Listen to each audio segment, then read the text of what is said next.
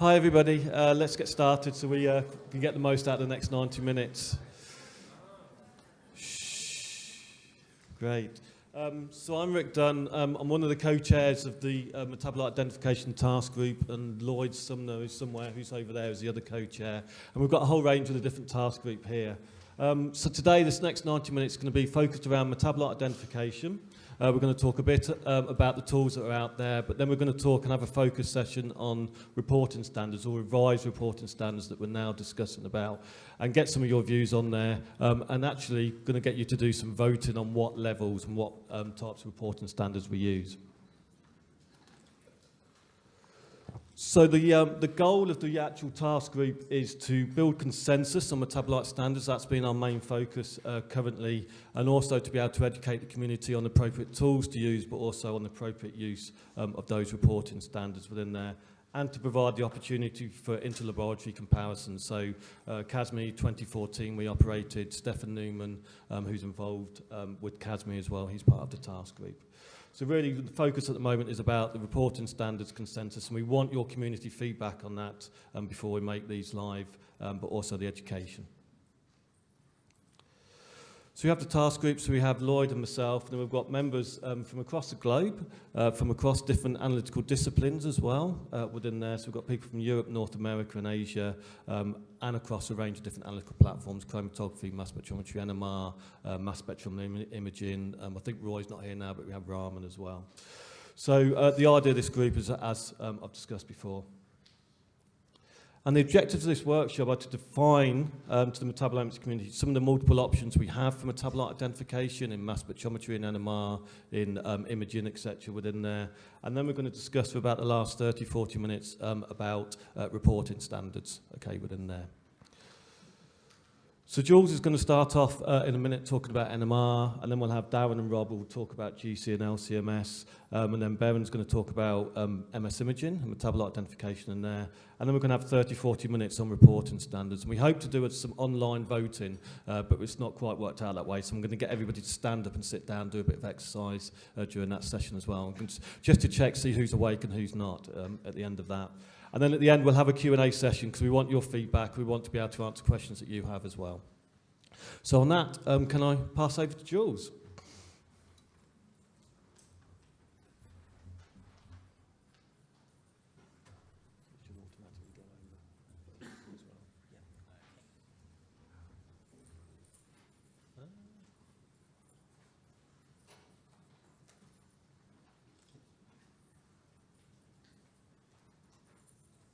Do you know whereabouts my talk is, Rick? Oh, is it automatically going to? Okay. I see somebody coming towards me, but I'll assume that it will automatically come up. So I got given the brief to describe NMR spectroscopy for mass spectrometrists. So it's a basic introduction of sort of what you can do with NMR spectroscopy.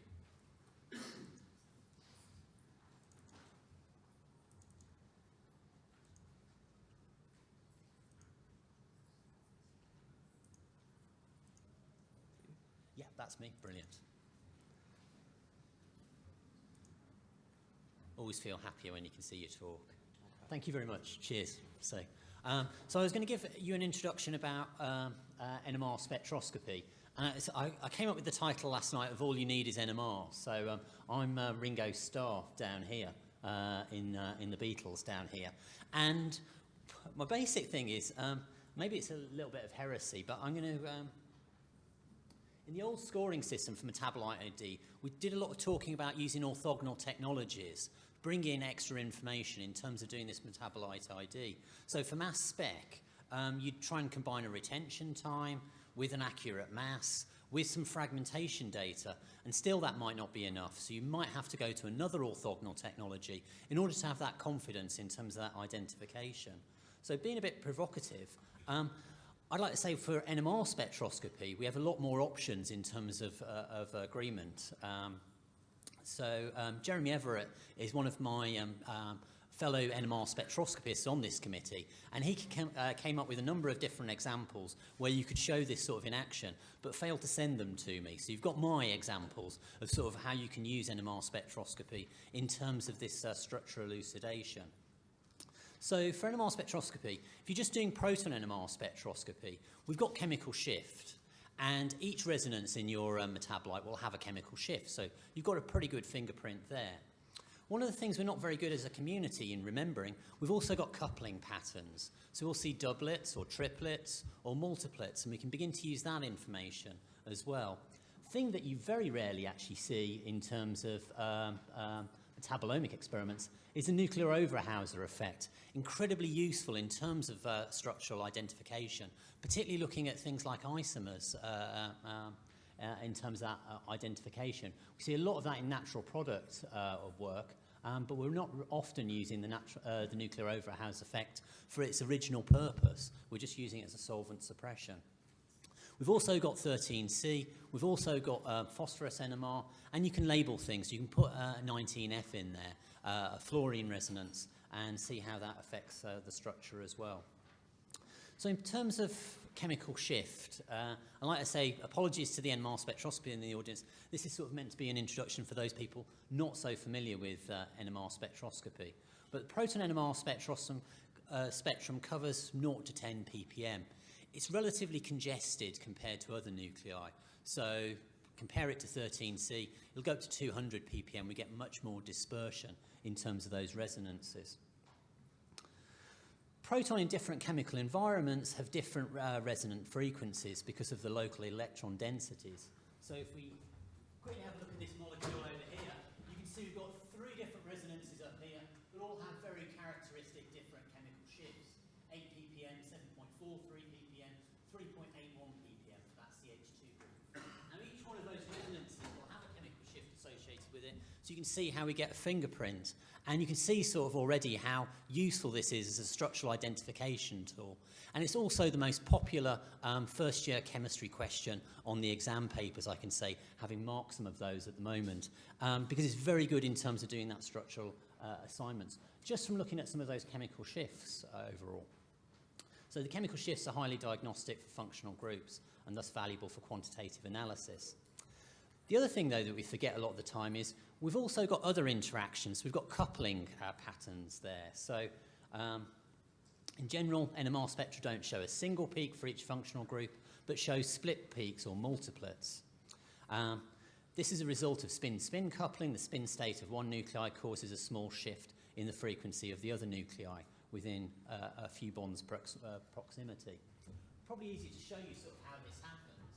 So we've got a simple system here of just one proton, and we're going to go from a spin down into a spin up state, and we're just going to see one resonance.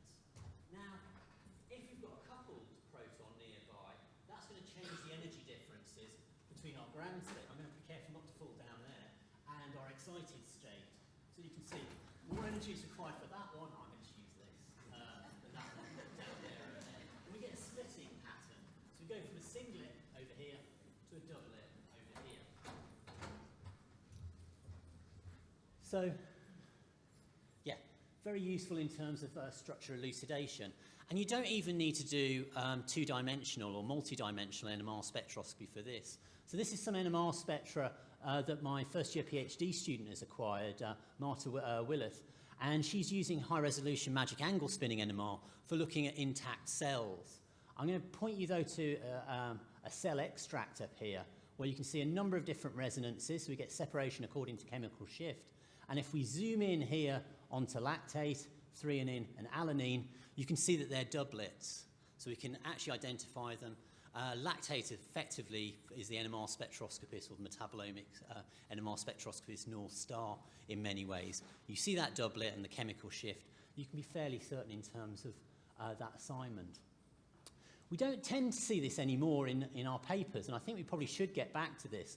But in terms of these identifications, you can go down each metabolite, pick out the chemical shift of each resonance, and then also identify whether it's a multiplet, a singlet, or a doublet, and then relate that back to the structure overall. So that's just using 1D NMR spectroscopy. However, sometimes the NMR spectra are pretty congested, and it's difficult to actually pick out those resonances, so you need to move to multiple dimensions. If you're interested and you're on a long-haul flight Actually, you probably get this read in a short haul flight. One of my favourite books is a thing called Flatland. It's a love story in multi-dimensions, all about a three-dimensional creature that gets trapped in 2 dimensions. So that's just a plug for the book. So the problem with 1D is that it's very cluttered in terms of parts of those resonances. We need to have some way of separating it out. So we can remedy this by separating out the resonances into higher dimensions. For a lot of metabolomic applications, we can just do that in 2 dimensions. And you can either do that homonuclear spectroscopy, so looking at proton and proton, or you can do it in heteronuclear spectroscopy. For example, 13C and proton is very popular. One of the things in terms of sort of practically about how you go about setting this up, it's already probably set up on your NMR spectrometer. So all the pulse sequences that you'd want to use for a 1D NMR spectrum, you can take those hard 90s that you've already measured for, say, using a nosy presat and just doing pre-saturation acquisition, and use that to set up a COSY and set up a JRES, and it will work pretty well. So providing you don't sort of go into sort of tinkering with things like gradients and more complicated things, a lot of these things are good to go. A little bit in terms of practical setting up of these spectra, if you're going to do a COSY for the first time, don't go straight into your actual sample, so of a complex mixture. It's going to be an overnight acquisition unless you're fortunate to have a particular high field strength. We've just got a 500 megahertz conventional probe on that, and most of our 2D experiments will take about 12 hours in terms of that acquisition. Much better to test it before you sort of set it going for the night. So take a sample, try and cram in as much glucose as you can into your D2O and see whether you actually get sort of decent dispersion and you get a COSY sort of being produced in a matter of an hour. You can just do 4 scans, number of different increments across there, and save yourself a lot of time.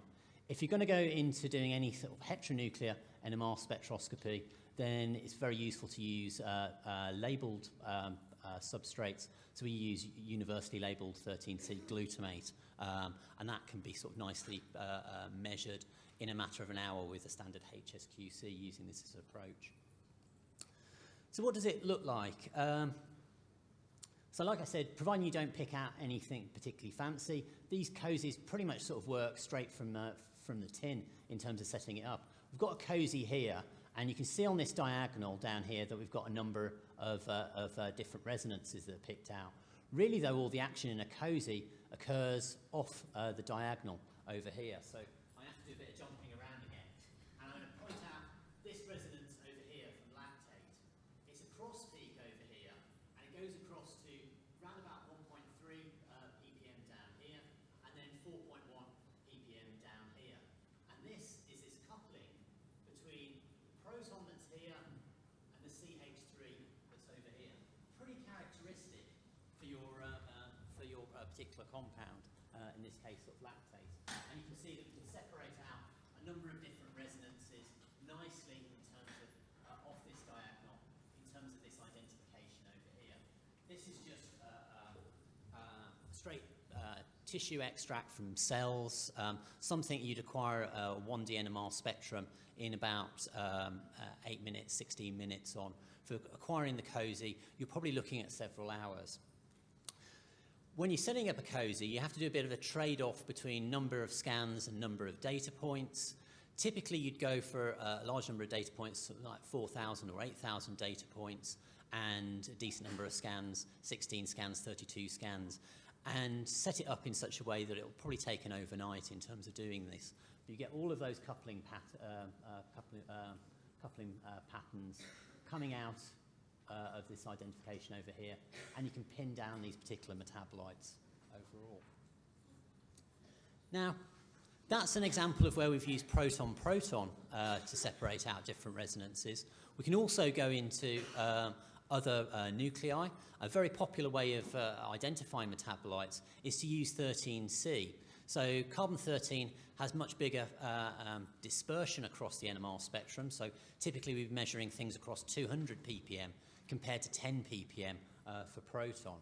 This is just a HSQC here of natural abundance metabolites, again found in a cell extract. This has been acquired by Sheila Castro, who's a postdoc in my group. It's a HSQC which requires sort of overnight in terms of running this. Reason why it's not the most sensitive is that NMR sensitivity goes according to the gyrometric ratio of the nucleus. And for carbon, it's a quarter of what it is for proton. If you're doing an indirect detect, it's actually to the gyrometric ratio squared. So we're a 16th of the sensitivity, if you like, of doing regular sort of proton NMR spectroscopy. So it's a lot less sensitive than proton NMR spectroscopy. But one way around that is actually to use labelled substrates. So here we've grown up cells, I think, yeah, in the presence of universally labelled glucose, and you can see many more resonances in terms of our identification over here. Very similar to reading off like a COSY again. So what we're going to do is we're going to look at one of our cross peaks over here. So if we take this one down here from glucose, we can measure it down here. That'll be about 5.2 ppm in terms of that chemical shift.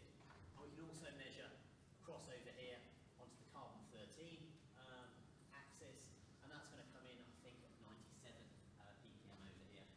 Again, very characteristic. We get identifications quickly from that. Little thing to remember is that if we're measuring these resonances, they all have to be present in order to get a correct identification. So we should observe all of the resonances from our particular metabolite, and if we don't, then we might want to sort of think again about whether you've actually got an assignment. The last approach that I wanted to introduce you to, if you're not familiar with NMR spectroscopy, is one that we don't really use very often in metabolomic-based experiments. It's the nuclear overhouse effect. So coupling works through, is a through bond effect. So it'll go through 2 or 3 bonds, and it doesn't stretch across those molecules. So we have to end up with something that's chemically linked. If we go back to our lactate, we're looking at a 3 bond effect there in order to see that coupling pattern. The nuclear overhouse effect is different. It's actually a spatial difference here. So what we can do in the NOE effect is we can tickle this proton over here, and because it's close to these protons over here, we find that it affects the resonance intensities of these 3 different protons over here, and vice versa. We can tickle these protons and see how this one affects over here. It's a through space effect. It's used all the time in terms of protein NMR structures for looking at resonances that are effectively sort of, or amino acids which have effectively sort of doubled back, so are close spatially but are not bonded together in terms of that assignment. I just wanted to show you some examples about where it's been used in practice over here. So here we've got some different isomers over here. So, and depending on where that methyl group is, we either see an NOE effect or we don't. So we tickle these protons in this methyl group over here, and in this case we see an NOE effect. Now in this case it's too far away. The NOE effect goes according to R over 6, the distance between these resonances over here, and it gets destroyed at this stage.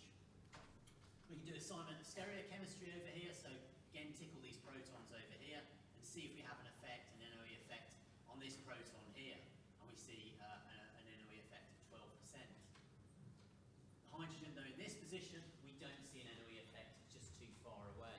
So hopefully you can see just using 2 or 3 standard pull sequences, which are already set up actually on your NMR spectrometer, you can go all the way to defining stereochemistry in many of these cases. So the last thing that I wanted to sort of talk about is one of the common misconceptions that I hear from some of my colleagues telling me that NMR spectroscopy isn't quantitative. So it's innately quantitative purely by the fact that it's actually a quantum mechanical effect, and really nothing actually gets dirty during this approach. So in contrast to UV and IR spectroscopy, NMR response is generally independent of frequency, chemical shift, as peak area gives a measure of the number of protons giving rise to each peak. It's useful to identify pure unknown compounds by establishing ratios of methyl to aromatic protons. So if you know how many protons you should have present in each position of your molecule, you can look at those relative intensities and see whether they make sense in terms of that identification. If they don't, begin to worry that you've actually misassigned the structure of your molecule. It's also used for quantitative mixture analysis. So if you correct for things like relaxation effects, you can get a quantitative number out and a hard and fast concentration sort of out of this. I won't go into this, but it makes things like database analysis very useful. So this is an application from Economics where they've collected together a database of different standards, and they can use the resonance intensities, but also the coupling patterns and the chemical shifts to begin to fit those different resonances across the spectrum, effectively identify your metabolites using this as an approach, and also get quantitative information from each one of those metabolites. So hopefully what I've given you is a very brief introduction to how you might go about doing metabolite ID using NMR spectroscopy. All of those pull sequences will be set up, and like I say, many of them just require on having regular 90 that you'd have measured from a nosy presat. So I'm just going to finish off by thanking the people that acquired the spectra. So Cecilia Castro has done the 2D work that I presented, and Marta Willett the 1D work on cell extracts. So thanks very much.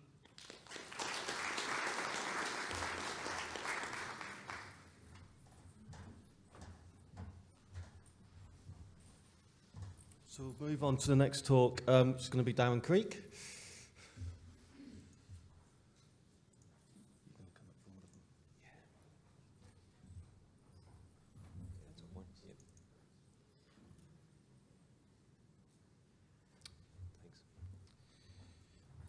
All right, thanks for the overview of NMR. So my job is now to give a bit of an overview of LCMS, which probably I'm assuming more of you in the audience will have an idea of, but it's particularly in the context of metabolite identification. I just wanted to look at what information we get from LCMS and how useful that can be.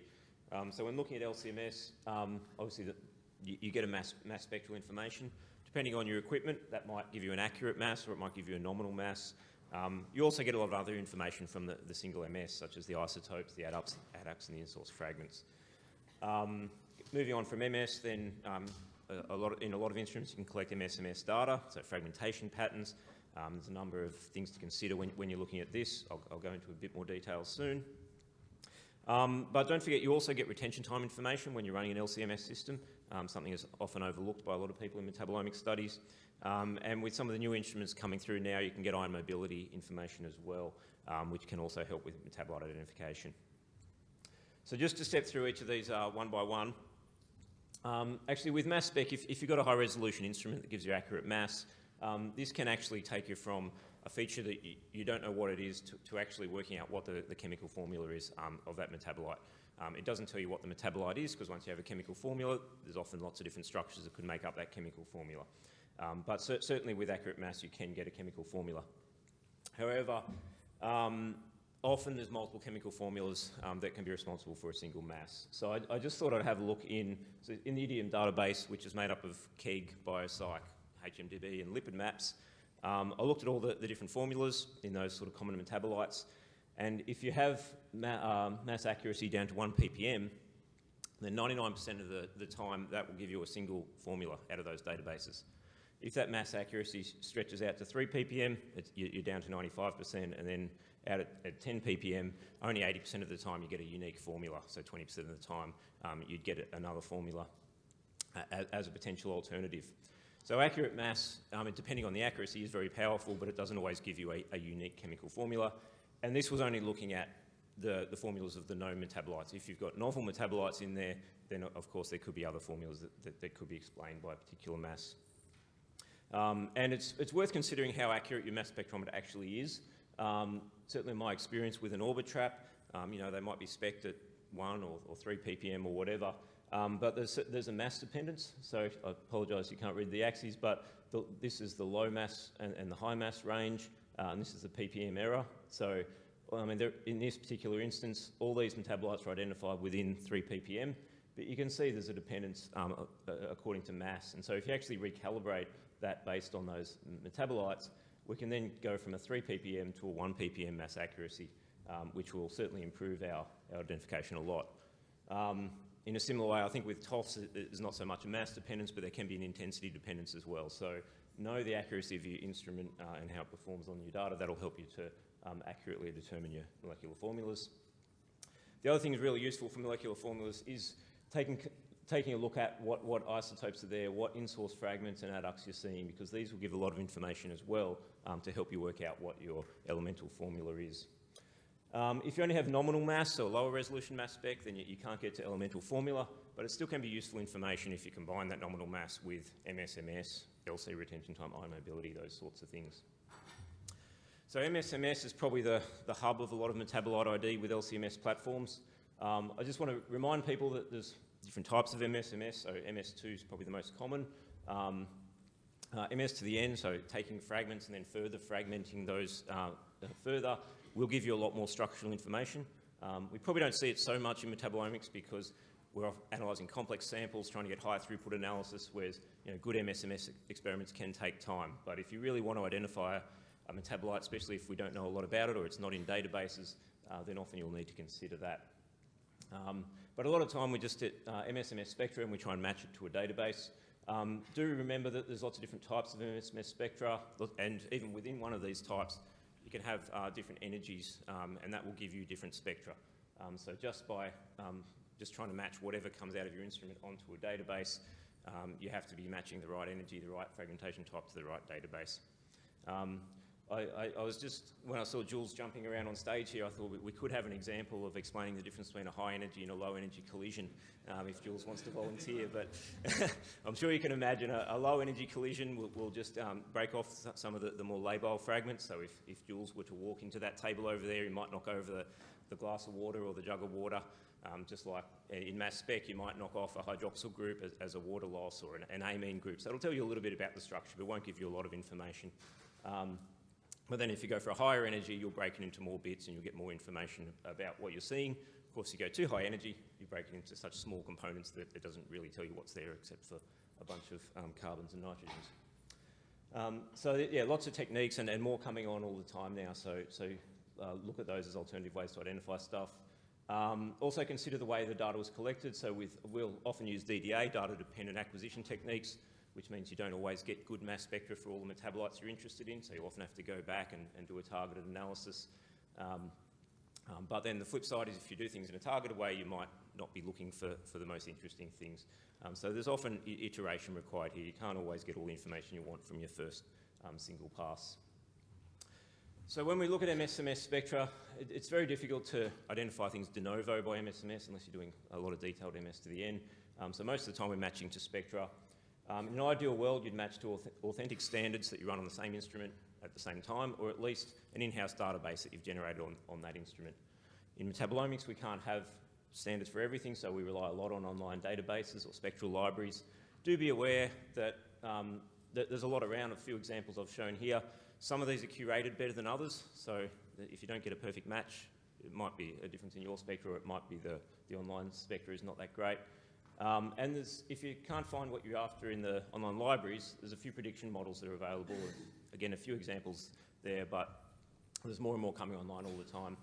Now, just be aware that the quality of the matching, well, the quality of the identification is much better in this case.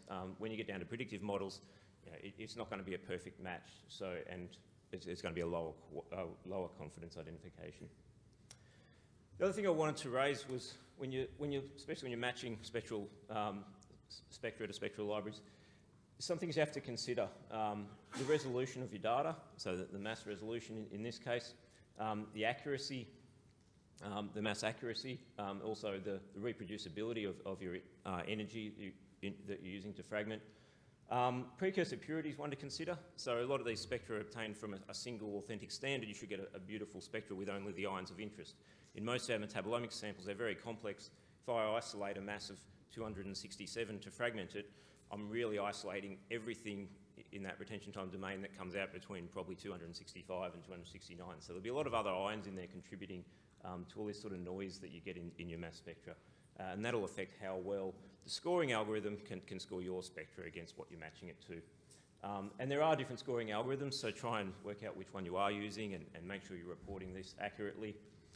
And database depth. By that, what I mean is, what database are you comparing it to? If you are comparing it to an in-house database of 20 metabolites, then you might get one match and you think, oh yeah, that's a perfect match. But if you're comparing it to one of these online databases with 20,000 metabolites, that same spectrum might give you 4 matches, because there might be 4 very, very structurally similar metabolites that will give you a match.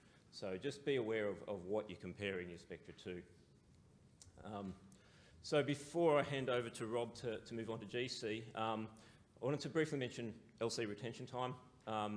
Again, there's factors to consider: the resolution of the chromatography and the selectivity, depending on which column and conditions you're using.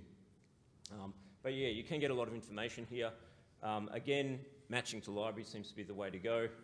Ideally, use authentic standards. I mean, we routinely run about 250 authentic standards every week, so that we know we have exactly the same retention time. If you can't run them that often, at least an in-house database will give you a good match, but as columns age, then you can get drift in retention time, so you need to correct for that.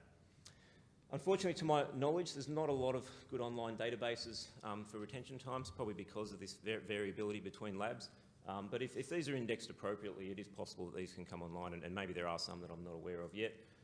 Or even just looking up data in repositories like Metabolites or Metabolite's Workbench or something. If you can see other people have used the same method as you, and they've identified a metabolite with the same retention time, that's a bit more evidence that you can use to prove what metabolite you've identified.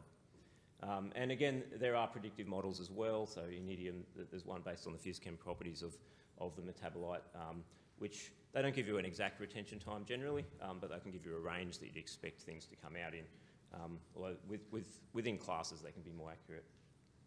Again, when you're doing these matches, think about the resolution, think about the accuracy, think about the database depth. And lastly, just to mention collisional cross-section. So with ion mobility is becoming more common now. There's a few different types of ion mobility. I won't go into the details of them, but it'll give you some information about the cross-sectional area of the molecule, which is going to be orthogonal to the retention time and orthogonal to the mass spectra.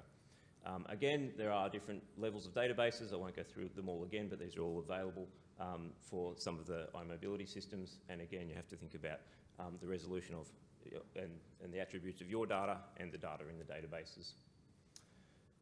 So with that, I'll hand over to Rob, and just parting words is to think about when we're using these approaches to identify metabolites, a lot of it is matching to databases, but do have a think about what's the diagnostic information in your spectra or in your data that actually tells you this is my metabolite and it's not something else. Because we have a lot of similar metabolites in metabolomics, and often with one MSMS you can match it to multiple spectra. But if you look at it carefully, you might be able to find a diagnostic ion that proves, oh, this is fructose and not glucose, because we don't see that ion there. Also think about your sample context. If you know what you're analysing, if you know the species of organism, then you might know the sorts of metabolites you expect to see, so you might be able to use a more refined database rather than just trying to look at everything in ChemSpider and hoping to find a good match. So with that, I'll hand over to Rob, who will now take you through some considerations when using GCMS.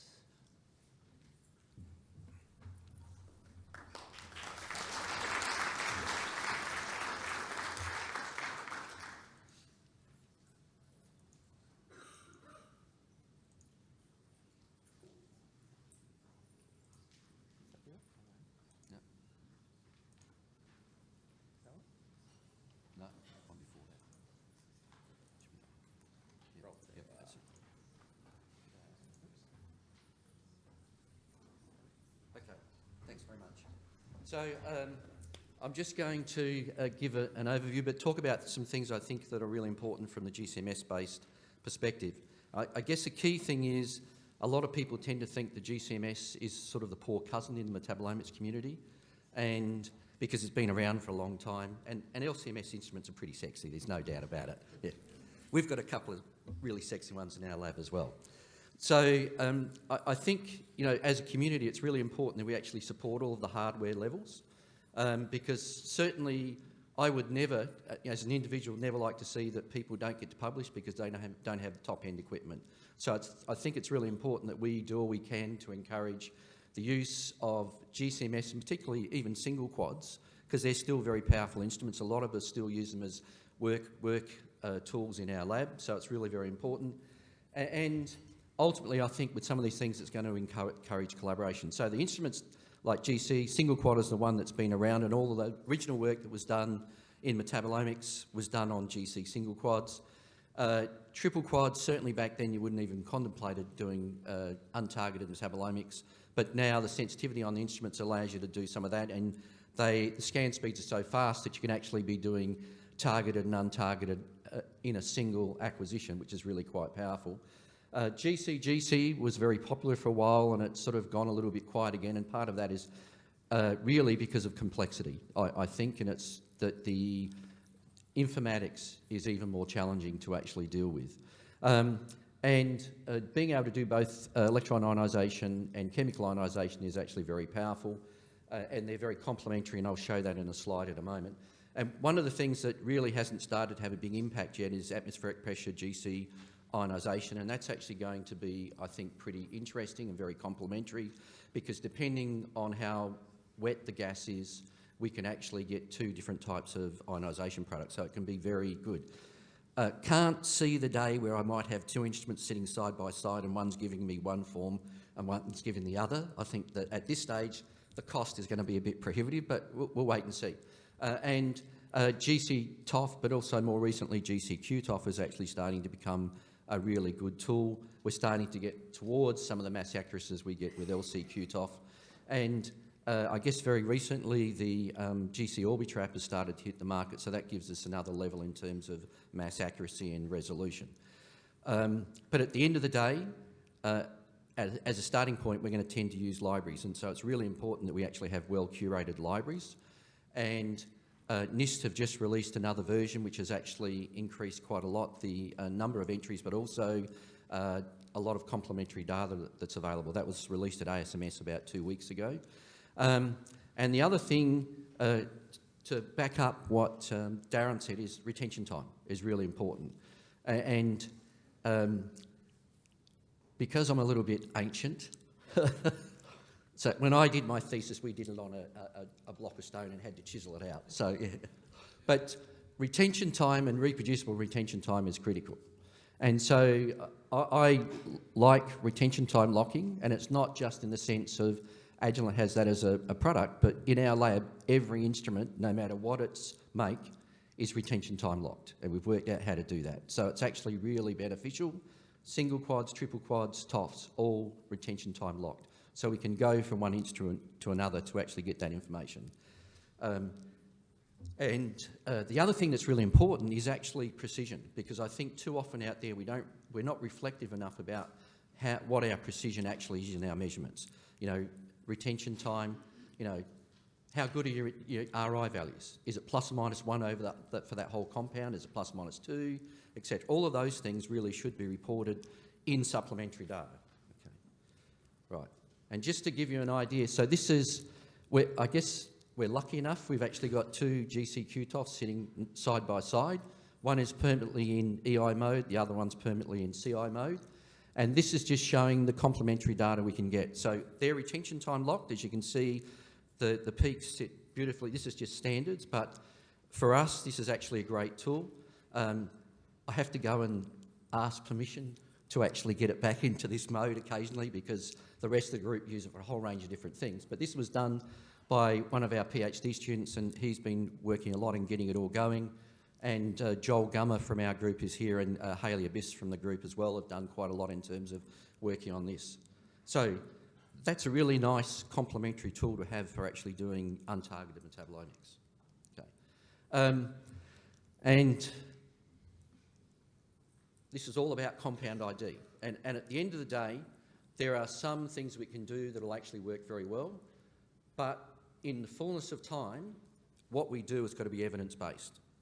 And, you know, this is some work that Hayley did, and it's really looking at what do we know about each of the compounds? What can we put into the literature so that people, I'm hoping that on some of the stuff we put into literature, someone's going to come back and say, I've had a look through this and I think it's this compound, can we work on it together to try and prove it? The complementary data or supplementary data is really very, very important.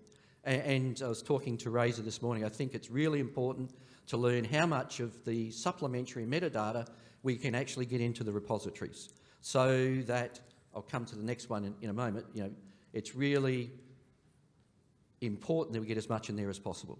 so that other people can look at the data. It's got to stand the test of time. If someone else actually develops better algorithms, etc., we need it out there. We need to actually have people working through and saying, I think that identification is wrong, because we need to try and get it right over time. So necessary evidence, how much is actually necessary for us to actually say it's a compound? And certainly the compound ID group is doing that, but where we can't clearly get an ID, we need to present all the evidence we've got so that someone else can actually do something with it. Okay, and this is just showing an example. For instance, if you look at the ratio, my eyesight's bad, 2.7 to 204, it allows us to differentiate between whether this is a C5 sugar or a C6 sugar. All of those little things like that should be in the supplementary data, but again, we need to know if we can actually do that. And so supplementary information repositories are really critical. What's the minimum we have to get in there, and what can we include? Because we really need to look at improving what we include so that we train the next generation of informatics people. The big problem we have at the moment is I've sat in so many meetings where I've had academics say, don't encourage people to go into informatics because they're always going to be middle author. So as an academic career, it's got a drawback. That's not true. And in fact, if we as a community support putting as much information in there as possible, that means that informatics, PhD students, but also and academics will be able to take your complete data set, rework it with new algorithms, etc. And that way we can support the growth of the discipline. I mean, anyone here who's tried to acquire for their group an informatics person would have taken a very long time if you've managed to get someone. So we have to help support this area, and also try and get some of the genomics informatics people to cross the wall to come back into our area where they've got to deal with more compounds. Because we need people to go in and remine data, okay? As we learn more about the biology, what the equipment will do, that's actually going to be a plus. And hopefully, in the fullness of time, they'll actually be able to recombine data sets from various groups so that we can actually get a better picture. Particularly important if we're working on rare diseases. And we'll be able to reinterpret the biology, which is really one of the key things. I mean, at the end of the day, this is a biology-driven science, and if it's not, you are limiting what you can do, full stop. And I think that's my last one. Thanks, Rick.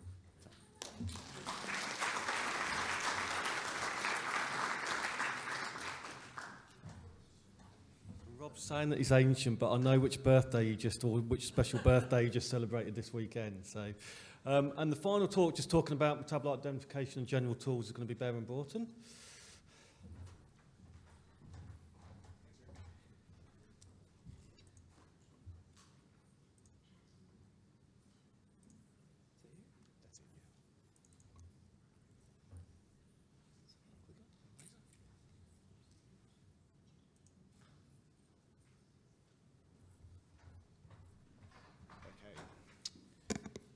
Well, I think both Darren and Rob have given a great introduction to mass spectrometry and some of the concepts involved there. So I'm presenting on behalf of Theo and myself, I guess, as the imaging experts on the panel for the ID task group. Theo can't be here today. He's back home in Europe, enjoying the summer weather in Heidelberg. So for mass spectrometry imaging, we use mass spectrometry to measure the spatial distribution of ionizable molecules in tissues and on surfaces. And we can use a variety of different ion sources, but the most common are MALDI, DESI and SIMS, and by far the most dominant one right now is MALDI out there. So most MSI systems are accurate mass. They're either time-of-flight based detectors, QTOF or FT based, so Orbitrap or FTICR technology.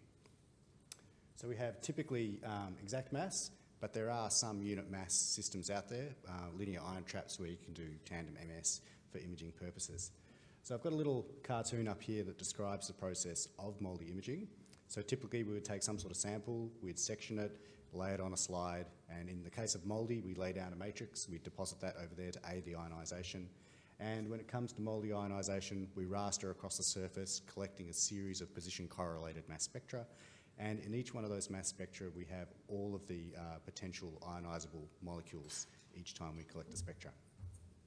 So when we stack all of these together, we generate a data cube, which is what we have down in the bottom right-hand corner. And this is every single ion stacked up. If we pull out any particular ion and then reconstruct its distribution over that XY plane and as a function of its intensity, we can generate these false colour maps.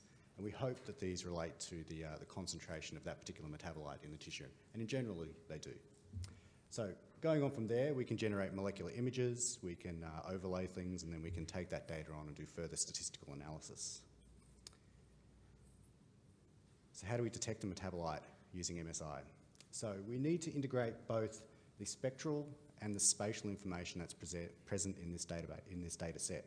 So from the spectral information, we have generally the mass to charge of an ion of interest, its peak shape and its isotope pattern.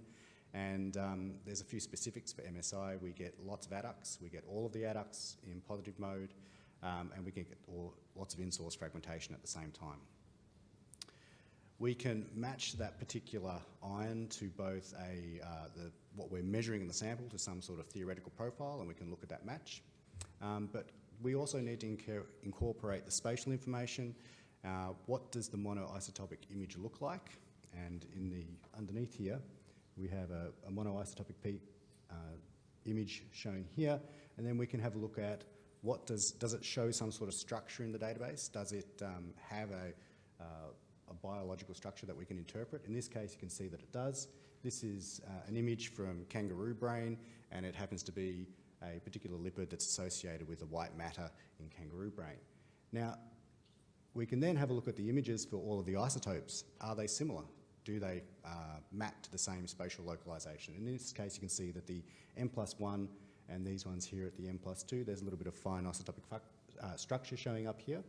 We can see a couple of different isotopes here, and we can see that they all correlate. And so we can associate all of these ions with one particular feature. So how do we putatively annotate metabolites in imaging? Typically, we might go to an accurate mass search against a database. This is really easy to implement. There's lots of databases online out there available, but this has a number of disadvantages. There's the probability of many false positives, and when you estimate that false discovery rate, at best you can get about a 30% false discovery rate. So whenever you get a really good annotation, 30% of the time it's going to be false, but quite commonly you might have a false discovery rate up to 90%. So 9 out of 10 annotations will be wrong that you generate. So this is generally the first step, and then we go on. Theo's generated an online annotation tool called Metaspace that uses a metabolite signal match score and a false discovery rate estimation against a decoy database. And he's been able to show that this outperforms this exact mass search in many cases, and we can get FDRs of 0.1 or better for quite a large number of different metabolites. And if you're interested in that particular paper, you can see it's been published recently down in Nature Methods at the start of this year. So I'd encourage you, if you're an imaging person, to go there and check that out, and also have a look at the Metaspace annotation engine at annotate.metaspace2020.eu. It's a very valuable tool. So if we take this example of this particular lipid in the kangaroo brain, and we calculate this information, we calculate both a spatial score, and a spectral match score and a chaos score. We're calculating how well the isotopic match to the theoretical profile, how well these particular isotopes match to each other, and then also a chaos score combined to generate this. When we combine that against the false discovery rate estimation against the database, we can get an FDR of 0.05. So we're pretty confident in this particular molecular formula annotation, and it's probably this type of lipid. So if we actually want to identify a metabolite in imaging, we have to take into a number of considerations. MSI is typically only run in MS1 domain, and we're only generating a low number of ions in each pixel. It's a very complex mixture, so we can have very low sensitivity. So we can't measure everything in an imaging mass spec experiment. There's no flow of ions, so it's difficult to collect lots of statistics on a single ion of interest. And we have to rely on really going to orthogonal techniques, LCM, SMS, LC-UV, Raman, etc., or NMR, to actually identify a metabolite in the tissue. So we have to have these complementary technologies supporting our imaging platforms. And of course, all of those particular technologies are subject to their identification standards for each of those approaches. You have to meet those.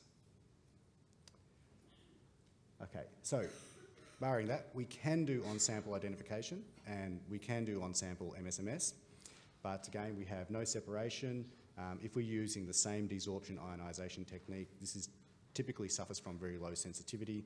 We can go back and do some sort of liquid extraction on the surface and extract metabolites from that particular space and then infuse that into a system, and there's a variety of different technologies out there which we can use to do that. We can do some sort of on-sample detection by an orthogonal technique. We can do imaging, Raman IR. We can look for chemical functional groups which might be able to identify a particular metabolite. There's quite a bit of work in cyanogenic glycosides in plants where you can do Raman imaging to identify the cyano group in the tissues. And we can use some sort of chemical probe to potentially identify some sort of metabolite. And there is the future potential for ion mobility separation, which is then subject to the various levels of evidence-based identification.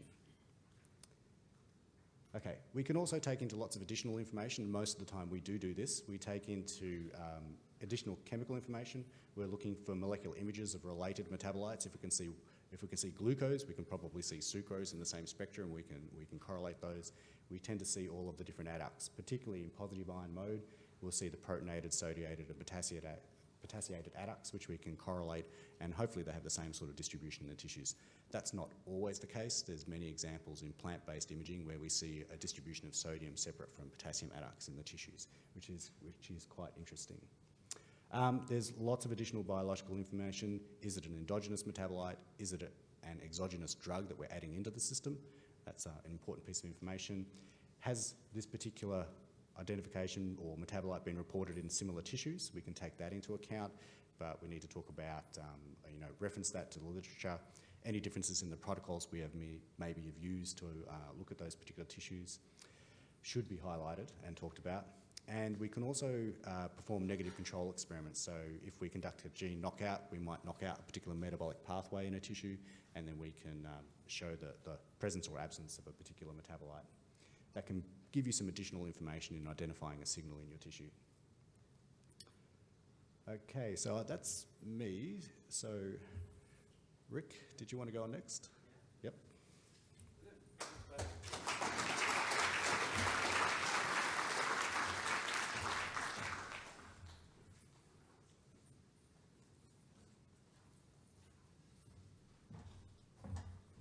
Just while we swap over the slides. So thanks to everybody for talking about the tools that we can apply for metabolite annotation identification. Now we're going to talk a bit about the reporting standards. The reporting standards we currently have, and we've been working for about the last 9-10 months within the task group to revise those reporting standards. First, whether we needed to. I think we've made a decision that we do need to, but then how to redefine those. Yeah.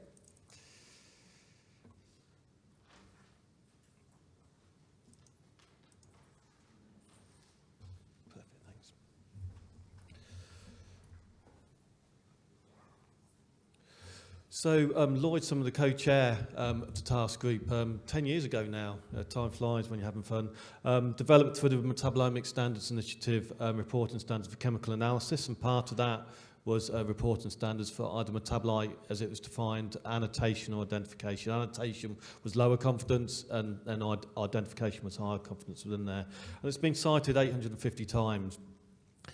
Now, when you actually go into the literature, you don't see people using these reported standards a lot. And I think that's one thing, that's one concern for us within the task group. And we want you to be able to report the confidence of the identification that you're undertaking within there. So you can reflect that, you can communicate that with the community as a whole, whether that be in data repositories, in papers, etc. as well.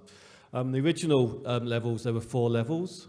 There was confidently identified compounds, putatively annotated compounds, putatively annotated compound classes, and an unknown compound within there. And it's very, very important that you include this information, include, for example, as Rob was saying, data about how you're applying for metabolite identification within there, but also reporting the level, okay, that you believe, the level of confidence that you have within that identification or annotation within there.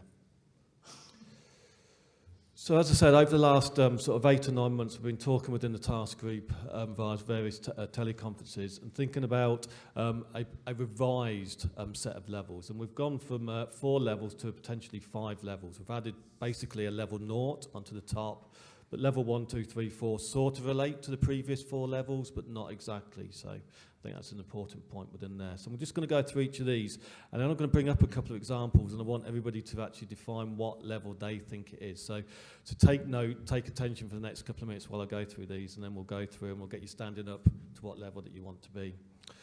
So all of these are based around structure. Okay, so you're going from level 0 top to having the most confident single structure, okay, within there, including enantiomers, etc., stereoisomers within there, all the way down to level 4, which is an unknown feature. You might have a mass to charge ratio, but no other information on that you can get to a single structure for there. So level 1 is an unambiguous structure, so that's really applying tools that you would apply, for example, in natural products to isolate that. And I think Lloyd's going to talk about that in his talk on Wednesday afternoon. So you'll see more about that, but that's about isolation, extraction, ensuring you get a nice clean extract from that, and then applying the various tools, the NMR that Jules spoke about, etc., to be able to get to that unique single structure, even with stereoisomers defined within there. And then level 1 is confident structure, so you're using either a reference standard within there, or you're undertaking full structural elucidation again within there.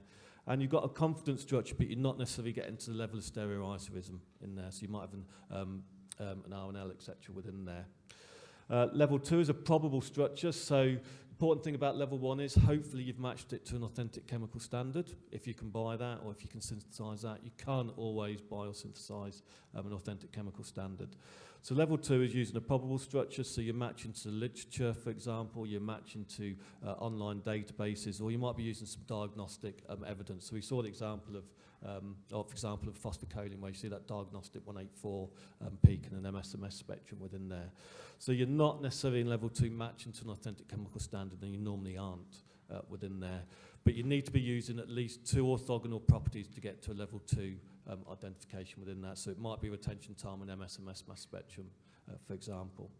Level 3 is a possible structure and or class, so you might be able to say that it's a phospholipid or glycerophosphocholine, for example, but not, for example, define clearly what the 2 fatty acids assigned are within there. You might be using, for example, predictive models within there, so retention time prediction or MSMS spectral prediction within there as well. So you're getting either one or several candidates within there. Typically, hopefully in level 2, 1, 0, you're getting towards just one candidate, even if you're not including stereoisomerism within there. But level 3, you're normally reporting multiple candidates for that. And level 4 is you can report the data you collected, but you can't define, for example, even the molecular formula, or you can define a molecular formula, but you can't define a single structure or related structure within there. So let's just have, hopefully you've taken all that on board. Okay, so we're going to make this available for 3 months. We want your feedback on this. So sometime in July or August, we'll make this available and make it available for you to give feedback, to give your views on this as well. How easy or how difficult is it to use? What do you need to be able to use it, etc. within there. And we really want your feedback on this. It's absolutely important to make this a community consensus set of reporting standards. So let's just have a look at a couple of examples. I'll just give one example first, and then I'm going to get all you working a bit, because we've done enough work today. So this first one, this first example, so in an untargeted LCMS study, we've detected a single peak, we've detected the accurate mass to charge ratio of that, we've looked at the isotope ratio, 13C isotope ratio, and we've got a molecular formula there of C44H86NO8P. So that could either be PC phosphocholine 36.1 or phosphoethanolamine 39.1. So that would be a level 4 identification. We don't have any MSMS information, for example, on there. We're not getting down to even a single class of metabolites. Level 3 would be a single class of metabolites, but we're not even getting to that. So that would be a level 4 identification. Now at this point, we planned really, really carefully to do online voting. And as you all know, on a Monday morning when you come up to a mass spectrometer, it never works. It's exactly the same on this as well. So we're going to do it by basically getting everybody to stand up. I do a lot of work on exercise as well. Standing up and sitting down is really good for you. So we're going to do this. Okay. So, right, just to test to see who's awake. Okay. So who do you consider to be the most attractive of these four people? So you've got myself, you've got Lloyd, you've got Kate Blanchett, or you've got Liam Hemsworth. So stand up if you think A. Right, stand up if you think B. Yes. Stand up if you think C. Come on, stand up. Let's get everybody exercising. Brilliant. And stand up if you think D. Okay, Liam Hemsworth wins then. Brilliant. Right, okay, he'll be very happy about that, I'm sure. Okay, brilliant. So that's just a bit of fun. But let's go through a couple of 3 case studies and just get to see what people and how you're applying that. So this is one example. This is moving on from the previous example. Remember, the previous example was a level 4. Okay, so we've gone on. We've got down to the molecular formula within here. We've defined it's either PC361 or PE391, just with the accurate mass of the full scan data. We then performed MSMS analysis on there. We know that it's going to then be a phosphocholine because we've got the 184 fragment ion. Okay, we know that's characteristic for phosphocholine within there, and we can actually define the fatty acid as C18.0 and C18.1. Okay, within there. So we believe that this is PC18.0, 18.1. And we're using complementary types of data. We've got accurate mass within here. We've actually got retention time within here as well. And we're using MSMS data. There's no authentic chemical standard to be able to match against this as well. Okay. So stand up if you think that's a level 4. I hope this works. If nobody stands up full levels then. Okay, if you think it's a level 3. Yeah, stand up. Brilliant, okay. A level 2. Okay. And a level 1. Okay, and a level 0. Okay. Well done, this is a level 2. Okay. Well, at least as I define it, I would read that. You've got a probable structure, okay. You're using diagnostic information, for example, your 184 peak and your MSMS mass spectrum. You've not matched to a mass spectral library. If you've matched to a mass spectral library, you're getting towards level 1, but you've not matched that to an authentic chemical standard in your lab, I should say, as well. It might match to an MSMS spectrum in an online resource. That doesn't count as class 1, it counts as class 2. So well done, everybody who got level 2 there. Okay, so untargeted GCMS analysis here. It's a lipid extract, there's a free fatty acid extract within there that we're analysing. We've got the electron impact mass spectrum for that. We've matched that to the goal metabolite library, and we've got to C18.1, and we know where that stereoisomer is, okay? And we must remember that the goal metabolome database is constructed using authentic chemical standards, okay? So, stand up if you think that's a level, I'm going to say level 3 because we know it's not a level 4. Stand up if you think it's a level 3. Okay, stand up if you think it's a level 2. Okay, a few more. And then stand up if it's a level 1. Okay, that's interesting. Now, I thought about this long and hard. I've classified it as a level 2 because you're not matching to authentic chemical standard in your lab. You're matching to an authentic chemical standard analysed somewhere else. Okay. Now, it's quite difficult for GCMS because you'll have that retention index match as well. So this is an important one that even within one level, there's going to be different sub-levels within that. Okay. So it's basically looking at minimum standards within there. Okay. But there can be multiple examples of that. Okay, so let's actually go through and look, for example, at an NMR. Okay, so this is a metabolite in urine, was identified with a high percentage. Remember what Jules said earlier about matching to everything, not just some of them. A high percentage of matching proton and carbon chemical shifts, etc. This was in 1D and 2D NMR. Okay, and using the authentic chemical standard, they've analysed that by the NMR, but they've also got matching to the retention time and the high-resolution spectral match for the MSMS of that as well. Okay. So we've got NMR, we've got mass spectrometry, and we've analysed against an authentic chemical standard in the same lab. Okay. So who thinks this is a level 3? Level 2? Level 1? Okay. Level 0? No. Level 1. Okay, so everybody's getting the idea of how to apply these, which is interesting, while not everybody's actually applying them in papers, etc. Okay, so we'll jump that one because it's very similar. So Roy Goodacre gave this. Roy does a lot of Raman imaging, for example, on here. So metabolite was identified, okay, as codeine and a Raman analysis for single component mixtures. So this could be, for example, a drug, okay. Applying DFT, okay, so DFT is density functional theory. So basically, it's a predictive tool like retention time prediction, etc. within there. And it predicts the Raman spectrum, and then you can overlay that on the spectrum that you collected within there. The Raman spectrum isn't available anywhere in any databases, for example, so we're using that density functional theory to be able to calculate that. Okay, so who thinks that's a level 4? Level 3? Level 2? Yeah, and a level 1.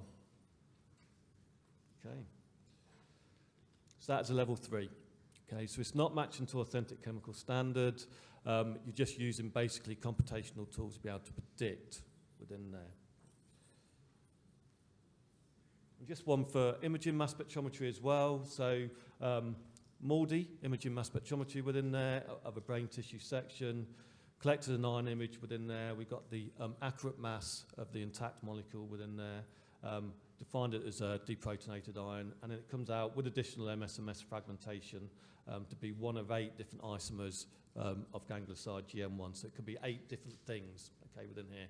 And the MSMS information cannot define that and get that down to a smaller number. Okay, so who thinks that's a level 3? Okay. Level 2? Level 1?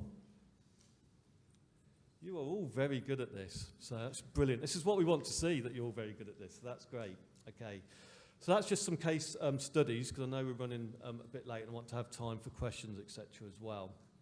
So I've just got a couple of questions to ask you, and if you want to come up to the mics, hopefully the mics are on, or just raise your hands for some of these questions as well. So how easy or difficult would just me basically warbling on for a couple of minutes to be able to understand those reporting standards? Do you think you could go away just with that information and be able to apply that within your lab? Put your hand up if you think yes. Put your hand up if you think yes, but you would like some further information. Okay. And then put your hand up if you think no. You're allowed to say no. It took me 6 months to work out the previous one, so, okay. So you're all saying you can use them, right? We're going to hold you to that, okay? What aspects aren't clear? Is there anything that isn't clear within this? And if you want to just put your hand up and shout out, or do you all fully understand it totally? Yeah. So at what level would you annotate this in terms of the position of the data? Like if you sort of identified things at a certain level, where would you expect to have that annotated? Say for instance in metabolites, in a map file, or where would you see this going? Okay, so we'd like to see these in publications, and we'd like to see these in data repositories. So we're speaking, for example, Reza, we're speaking of Metabolites, Workbench, etc. So that when people go into the data, they have the information, both the metadata, but also a quick look to be able to define what's important within there. I think, is Lloyd going to ask a question? No, I was looking for a wireless microphone. Okay. Yes. Something about how many pieces of orthogonal or complementary information and how the orthogonality is defined will actually help, I think. Okay, so you're thinking about whether it's just 1D NMR or 2D NMR or MZ, MSMS, etc. Yeah. Isotope patterns in imaging, or what does count as a piece of information? Okay, so that comes on to my next question. What's going to make it the easiest for you to be able to apply these reporting standards? Because we want you to be able to apply these reporting standards. Okay, so if we provided some case studies, say 15 or 20 case studies associated with this, make them all publicly available, okay, from NMR, mass spectrometry, Raman, and everything else, so that you've got that sort of reference set of case studies within there. Would that be helpful to you? If you think it would, then put your hand up. That's most people. Okay, so that's something we've been thinking about, so that's something that we will do within here as well. So we've actually taken a bit further in discussions at the moment. We've not decided whether we're going to apply this or not. I think there's different views within the task group. But who here knows the difference between, say, an enantiomer and an epimer? Anybody? Put your hands up if you do. So I can see about 4 hands. Okay.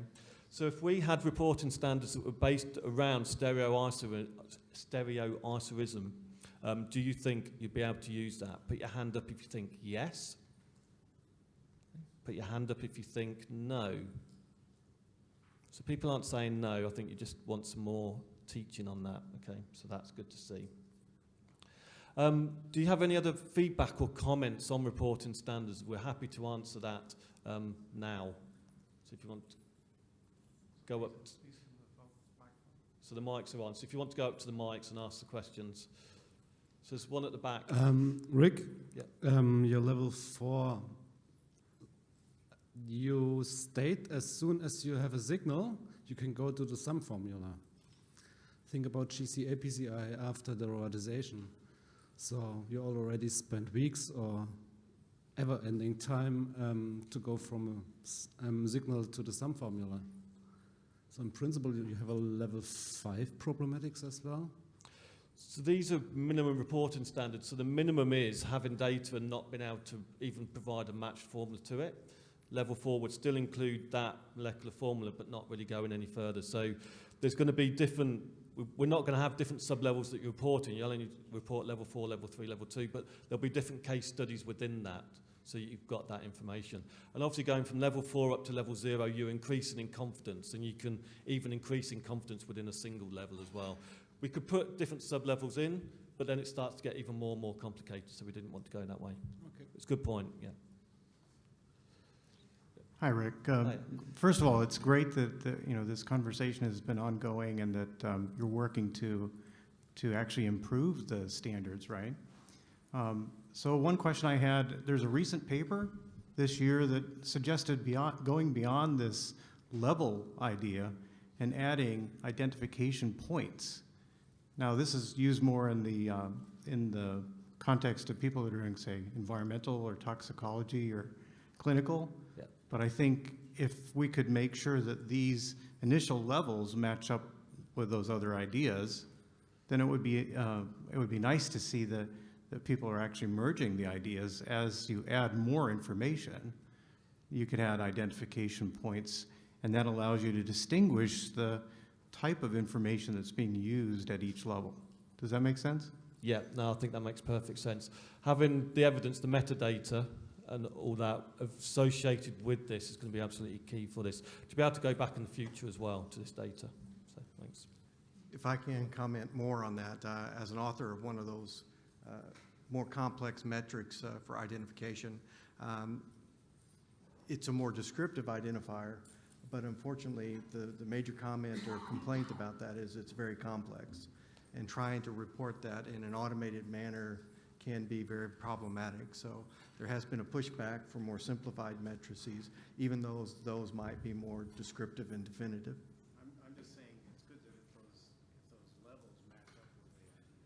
Well, I think that's good feedback, and maybe another commentary is worthwhile to say, okay, in these types of metrics, this would equal to a level 4 or 5 or something that, and maybe that's something we can follow up as part of this next wave. You don't end up with 4 categories in one and 5 in the other. Well, the other metrics was a combination of scores or point systems or even alphanumeric type of identifiers that would say, okay, I've got an MS, I've got an NMR, blah, blah, blah. And so, again, I think that we can work together and incorporate that comment. And I'm taking notes, so make sure. Thanks, Lloyd. I think it's important that we want these standards to be used, these reporting levels to be used, so we can make them really, really complicated, but then we're concerned that they won't be used. Yes? Hi, maybe an idea like online server or something like that, that you actually put the pieces of information you have acquired from your data and push a button and it gives you, it's a level 1, it's a level 2, it will be much easier. And actually, for the first-time users or starting in metabolomics, that's something that could be like 1, 2, 3 tool to use. I like that. That's a really good idea. Thank you. There are some people developing databases that are doing that, but they're in the works right now. Yeah.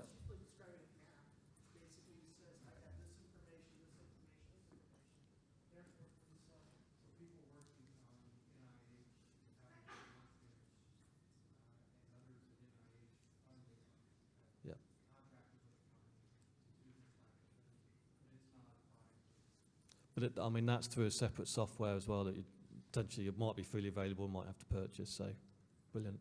We'll do them at the front first and then work backwards. So the difference between level 1 and 2 was with level 1, you actually isolated the compound and had very detailed stereochemical characterization of it. Difference between level 0 and level 1 sorry, is that? that's right, yeah. So if you purchased a standard that had such a degree of stereochemical characterization and then matched your data to that, would that bump that up then from a 1 to a 0? No. You have to isolate. On a MSMS mass spectrum, how do you tell the difference between two different stereoisomers? Yeah. Sometimes it's really difficult. Sure, but say you had an analytical method that characterized it to that degree using a standard that had been characterized to that degree, does that...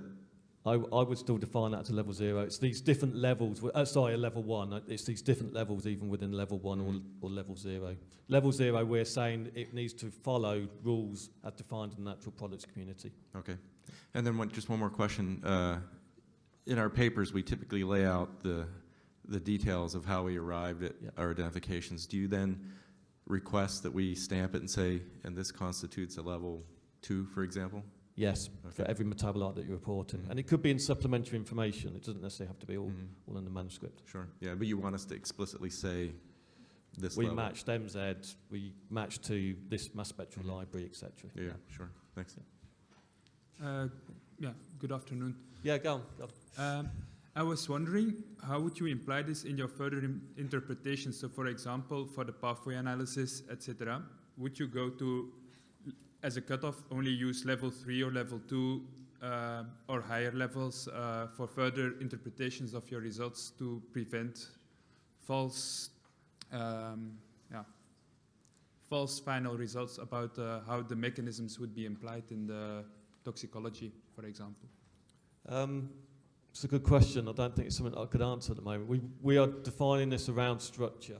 So I think that's the key thing. And we know, as I've said before, it's within a level, we're either going to have different sub-levels within there. So it's about giving the evidence. It's evidence-based 1 and it's structure-based 2.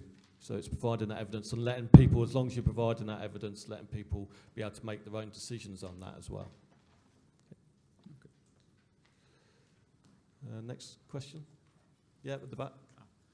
First of all, Rick, thanks very much. Really nice to see this being pushed forward. I've got a question on the DFT aspect. So, having some experience of that recently, not an expert at all, but trying it, it's actually quite difficult to do and easy to mess up. So would you have any sort of, if you were saying I've predicted the structure of this, there's different ways of doing that, would you incorporate some sort of, I don't know, how you did it and what the quality controls were in and what level you put that in, or would you just say, if it's predicted, it's X?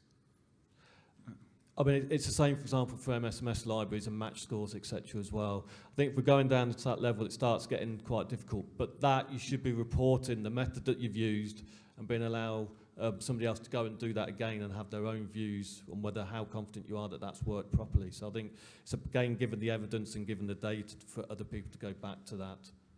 Yeah, fair enough. And there's one at the front. Okay. I don't really work in metabolomics. I'm only just touching the side of it. I work in a teaching role quite often with people who aren't chemists, don't really know what they're doing, and they just want to know what's in their mixture. Yeah. So this is the first time I've seen this really yesterday, and it's so brilliant. But you're almost making it too complicated for my clients, and I just wanted to point that out. They just really want to know, for one instrument, I've just got this level of data, what just for my GCMS or just for my LCMS, how can I just use this instrument? And I think if you made an instrument, if you were to give your case studies just based on one instrument, just what someone who doesn't have a lot of equipment or knowledge would have access to, I think it would be really helpful for me. So you're saying yes to the case studies, basically? Well, yeah, and kind more of, yeah. information. Yeah. But just make it very limited. Just in terms of, I think there's a lot of researchers out there who don't know they're doing metabolomics and don't know how to apply it, if that makes sense. Yeah. Okay, Brilliant. thank you. Can I open the... Okay, one more question, and I'm going to open the floor up just to general questions about the tools that we use. It's so tall. Yes, thank you very much for giving me the chance to ask the question. And I have two questions regarding the metabolomics identification. First one is, as we all know, like by using the untargeted metabolomics, we will always end up with several metabolites of interest. And in this case, it's very tedious, at least for me. It's very super time consuming to go through all the procedures to end up with a good and high confidence of identification. Is there any like automatic way or pipeline and you are developing or have already developed to help us for that? So I'm going to pass over to Lloyd to answer that one. So, the hardcore truth is that this is not CSI television. It does take effort to identify those confidently. So, and that's an important message that we need to get out to people. But with that said, there are new automated or new tools, multidimensional tools that are helping in that process. And I'll talk about LCMS, SPI, NMR, and LC ion mobility on Wednesday. And those multidimensional tools can get us much more data in a singular type of experiment that can help us move towards more confident identifications. So you had a question too. Thank you very much. Thank you very much. And then another question is, of course, in principle, we would have the higher confidence of the identification, the better. And later on, we could link these metabolites to the real biological interpretations. And the thing is, in reality, it's very difficult to get, for example, the level 0 or level 1 even. Though in this case, could you give some recommendations or like requirements, like if we reach to level 2 or level 3, we could go further with the biological interpretation. Otherwise, we need further study instead of giving something like misleading information later on. This is about reporting confidence. So even if you've got a level 3, you are reporting that confidence, and you're given a level out of how confident you are that it is, for example, the codeine one for the ramen. We're not saying that level 3 is bad and level 0 is perfect. We're saying we want you to report the level that you're using within there. I think that's absolutely key within here. I think Lloyd wants to... I always have something to say. So I view metabolomics as a discovery tool, and from that we build hypotheses. And you can build hypotheses from level 4, level 3, level 2, level 1, or level 0 information. Just the amount of extra testing that you have to do to prove that hypothesis is a little bit more rigorous. So you can still, use that to understand biology, but to prove that, it often takes additional experiments. And we're not telling people to do level 1, 2, or 3 identifications. We're asking you to report the confidence in that identification. We're not trying to be prescriptive. We're just trying to enable the reuse of data that's generated.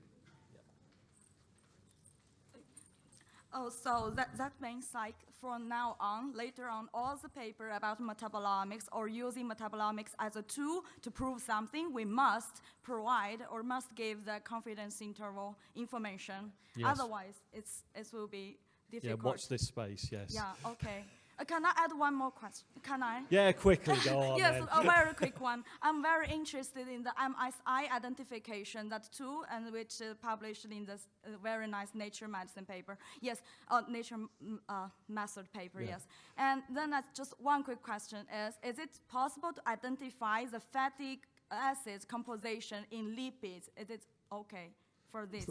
Through imaging? Yes, for lipids, yes, using that tool. Bevan?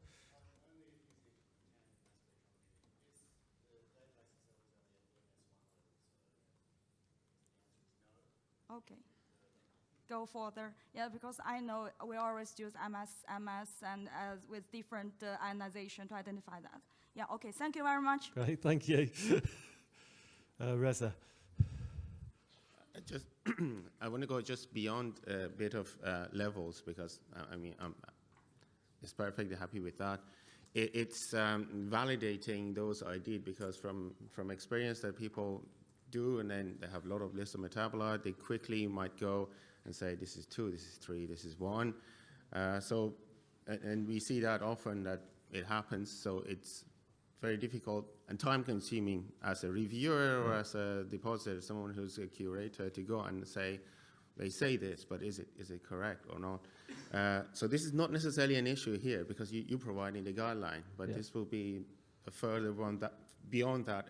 It's something that, again, I think as a community need to be able to validate these. And again, I want to go back on what I in previous workshops said, that in one of these file formats potentially can do that, which is the MZ tab, because it has the metadata layer, so it can capture GC, NMR, and everything else as such. So you know this format is actually encoded with information about imaging or this and that and that. And then from the metadata going down to the small molecules is what you identified and you claimed, and you have this, let's call this NMSI level ID'd. But below that, you can go to the MSIF feature list, which how do you come up with this, and evidence layer SME to how much supporting evidence you have to provide to link with that. And then the validator can validate and tells that app whether you got it or right. But this is not very easy though, but it's not something very quick, but again, we need to be doing it, and now is the time. It's the community and the tools and everything else, so it was a generic comment. Brilliant, thanks Reza, that's a very important point. We're at 11:59, but we started a bit late, so has anybody got any questions just on the general tools that we're applying? So specifically to Darren, to Rob, and to Bevan, and to Jules as well, sorry. No, you all want your lunch, don't you? Yeah, okay. So that's perfect because it's just ticked over to 12 o'clock, so we've kept it right on time. So thank you very much, everybody, for contributing to the workshop. Can we? And please, when we release these reporting standards to the community and get your feedback, please do provide your feedback on that. Brilliant. Thank you very much, everyone.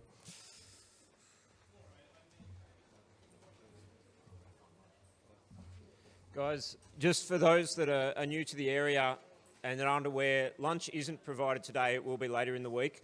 But there's a cafe downstairs, or if you want something a bit nicer, if you go out of the convention centre, turn left towards the river, then there's lots of places to eat in the park near the river, which is just behind there.